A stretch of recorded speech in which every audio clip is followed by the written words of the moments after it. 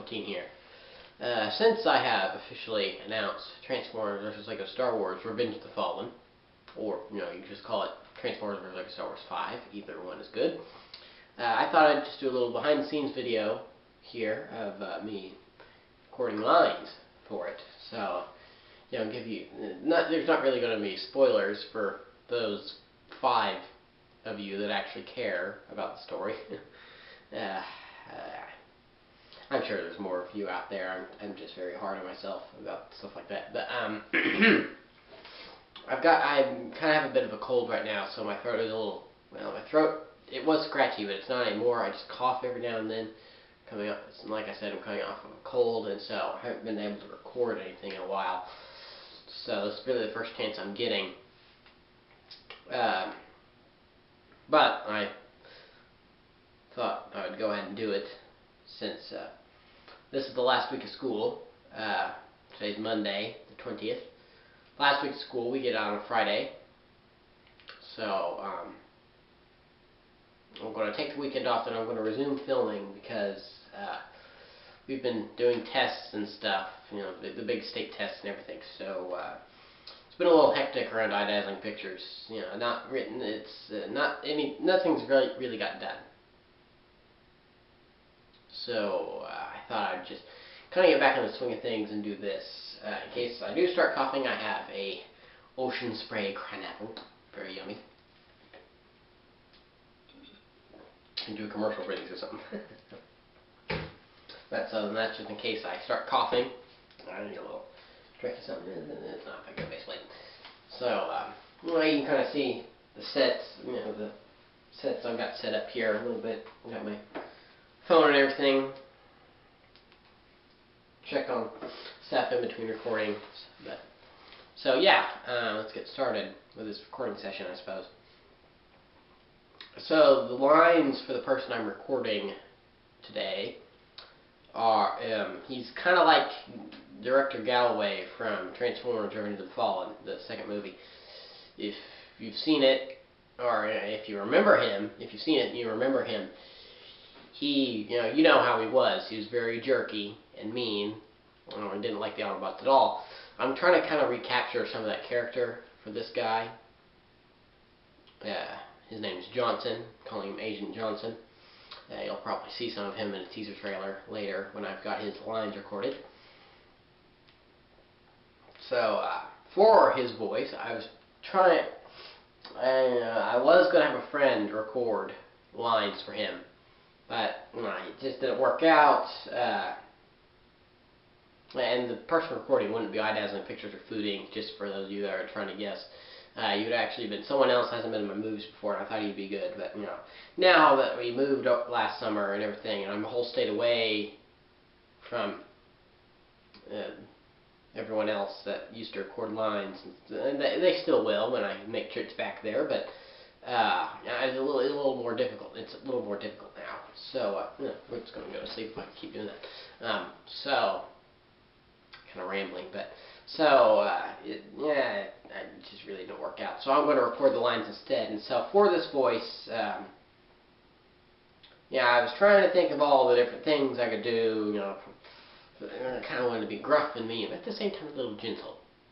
No, not really. But what I came up with for the voice is kind of a likeness to Jeff Bridges, for those of you who know who he is. More of him is Obadiah Stane in the first Iron Man movie than anything else, because Iron Man 3 came out about 3 weeks ago, so watched the first 2, and I kind of watched little bits of the Avengers, but not the whole thing. But I tried to. I saw the first Iron Man, and I remembered Obadiah, and the favorite scene with him was when he was talking to that engineer about making the arc reactor little, and they're saying the technology didn't exist. And he was going, oh, it doesn't exist. Well, Tony Stark built this in a cave with a bunch of scraps! So yeah, that scene. And it's kind of similar to the voice. It's not going to be exactly like his for many reasons. One, because I'm me, and I can't I can do, like any voice actor, we can get voices close to the person we're trying to copy. But, it's never actually going to be the same because it's our voice. But it's going to be similar. So, and two, I'm not exactly going for the exact Jeff Bridges voice. Just similar.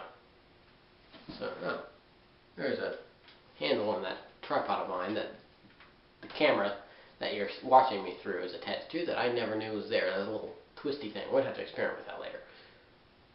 But anyway, I'm getting off topic. So, I watched some Tron clips, Iron Man clips. I watched the movie, so one big clip. I've kind of, that was about a week ago I did that, but I kind of experimented with his voice a little bit, so I think I'm ready to get started with Agent Johnson here, so I'll take a drink and get started. So in this scene, without really, this isn't going to give much away, except I feel like Dave Filoni or someone, trying not to give away spoilers. But this isn't really going to give much away, but in this scene, this is when Johnson first shows up, and Lumpy has, he's been himself. He did something he wasn't exactly supposed to do, and now the Republic doesn't exactly trust the biological extraterrestrial species treaty, or BEST, at the moment. So they assign Agent Johnson to watch over them. Kind of like a Nick Fury type person, except Nick Fury is kind of a likable character. Johnson / Galloway in TF2, they're not a likable character. So I kind of got this little this bit where he's first introduced from the second episode of Transformers Prime. Aired back in, I think it was November 2010, or was it December? I think it was November 2010. Episode 2, Darkness Rising Part 2, where Agent Fowler is first introduced. And Fowler was kind of the original inspiration for this guy. So, to get to recording, I probably wasted half my battery life just on talking about all this. So, kind of forgot the voice. I kind of have to say a couple things in that voice. The grid. A digital frontier. Okay, there we go. Just a little bit from Tron there. 13 explosions of... I messed that up. 13? Really? Erase finished. British accent on the voice recorder. It's in Olympus, so I guess that's a British company or something. I don't know. Probably wonder. Yeah, made in China. So, of course, it's manufactured in China, but I don't know if Olympus is a British company or what. But so let's try that again. 13 explosions of unknown intent or purpose, a fouled-up hostage rescue, and random bits of Cybertronian parts literally in the planet. Do you people think this is a junk heap? So then, what happens next is that Lumpy starts to, kind of like, ooh, I think Tatooine's a pretty big junk heap. And, then Johnson interrupts and says, don't answer that.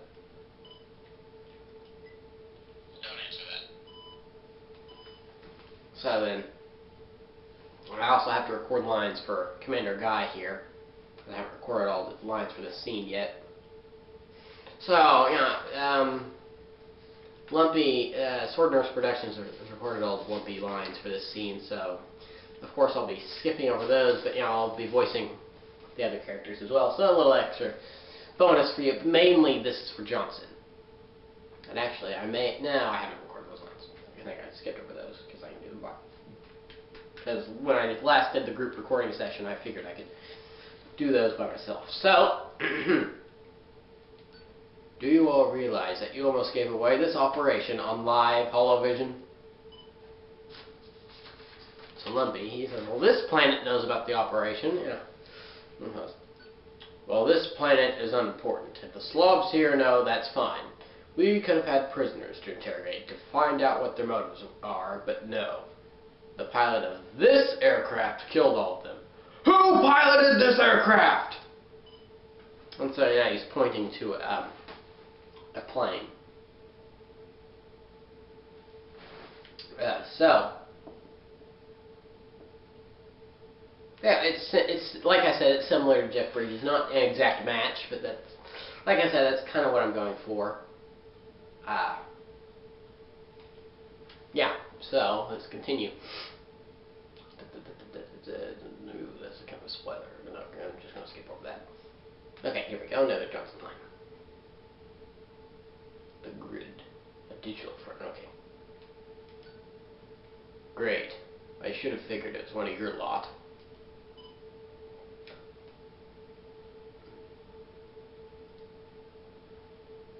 Break away, please. Agent Johnson is only concerned for his galaxy. He means no disrespect.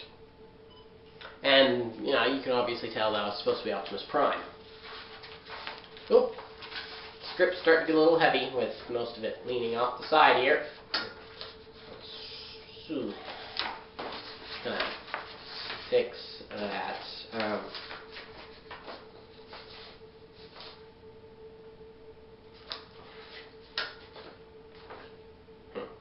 Okay, there we go.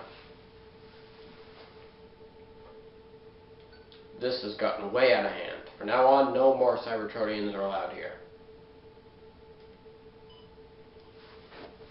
And so now, now, I'm not going to tell you what happened. Well, I was gonna reveal it in a teaser trailer anyway, but oh, started recording. Whoopsie.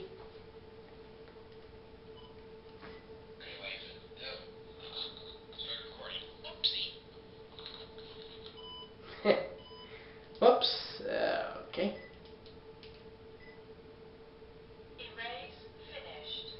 Erase finished. I'm doing a pretty good Jarvis also. You'll hear Jarvis and Tony and all those in Lego The Avengers when I finally get around to making it. Well, actually, I'm just the filmer and one of the voice actors. I'm not actually the writer. I wrote the Iron Man pilot, which I've yet to film. Actually, I've yet to actually film any of it besides that teaser trailer I uploaded a while ago. And then, because Lego The Avengers is more of a Food Inc. and a Sword Nerds Productions project. I really liked the ideas they were throwing around to each other, and I thought, well, hold on, if you take my filming skills and then get your story ideas, since they're the big Marvel experts, you know, we could make a pretty decent YouTube show out of that. So, you know, I wrote the Iron Man pilot since I'm the biggest Iron Man fan out of the three of them, and I haven't technically written it down, but I've got it in my head, you know, the Avengers Assemble episode where they all form the team. So, and I'm co-writing the Captain America pilot with Food Inc. Dusty. But, yeah, it's just a little bit on the Avengers there. But, like I said, you'll hear all those voices and stuff in Lego The Avengers. But anyway, back to Johnson. No, I recorded that line. So now, this is Ratchet. I try to do a good Jeffrey Combs. At times, it sounds like Jeffrey Combs as Ratchet from Transformers Prime. At times, it doesn't. So, oh well. Yeah, you win some, you lose some on voices, but okay. Man, I'm just kind of off today. Well, no, I'm not really. It's just I'm doing all these voices that are actually kind of similar, because compare Jeff Bridges and Jeffrey Combs. Now, they're similar-ish. I mean, the way I do them, they're similar-ish. That's funny. That's a funny word to say, just similar-ish. Captain Jack Sparrow, for those of you that probably figured it out. Okay, so Bulkhead, I needed that! Yes, okay. I've got the Jeffrey Combs down now. Starting now. The grid. What do you mean? 2 Autobot signals just went through orbit. So, starting now, no new Cybertronians are allowed here. Well, send out a patrol too. Not necessary. They're halfway here already.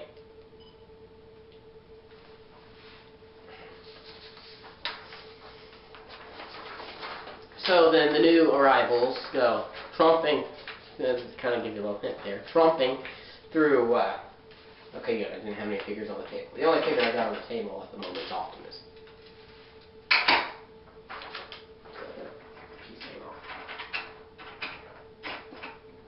Dark even Optimus. But, yeah, then that's... So then, the new arrivals start walking through Mos Eisley to get to the Autobot base. And may I say that I think the interior, I don't know, I don't know if you're seeing from here below at some points. I don't really know, but sorry if you are. But I must say that I am proud of the way that the interior of the Autobot base is coming together so far. I think it is looking. I think it looks a lot better than it did in TF vs. LSW4, which looked good for the set space I had. And you know, I tried to measure it what the height Optimus was, but you know, by the end of the movie, he went from being a deluxe class figure to a Voyager size figure. So I needed to make a few adjustments. So I did, and it looks a lot better. There's a lot more room. And you have a lot more minifigures running around up there. And there's actually a scene that comes on later in the movie where no Transformers around. It's just a couple of organics, Johnson and a couple clones, talking on this big platform, just by themselves. Lumpy's kind of got his, he's kind of on the chair that I imagine in my head. He's kind of dangling his arms across off the side like this. Just nice and relaxed. Kind of fall asleep even. Probably can't see on me that way, but so